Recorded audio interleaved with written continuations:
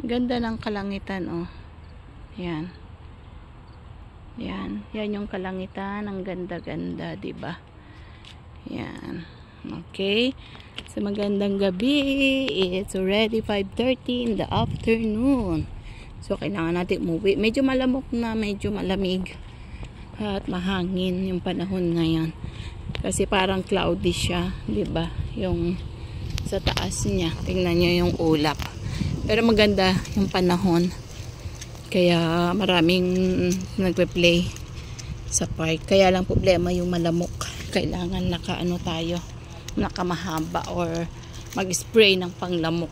Kasi pag hindi, maraming kagat. Mahirap pa man din yung kumagat sila dito na mga lamok.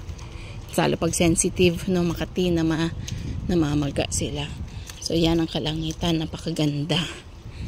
Okay, the Lord made the heaven and earth. Okay, we thank God. Okay, may the Lord God bless you all, and of course, advance Merry Christmas to everyone. Yan na po yung kalangitan.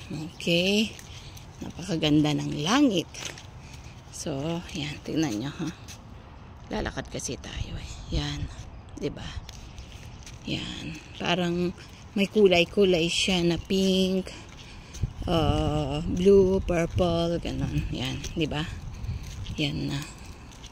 So, parang madilim na doon, greenish na doon siguro, parang uulan or what. Kasi mahangin, yung hangin yan nasa taas. Kaya, okay, ingat-ingat po ang bawat isa. Keep on praying, keep on trusting God no matter what. Huwag tayong bumitaw sa ating pananampalataya sa ating Panginoon.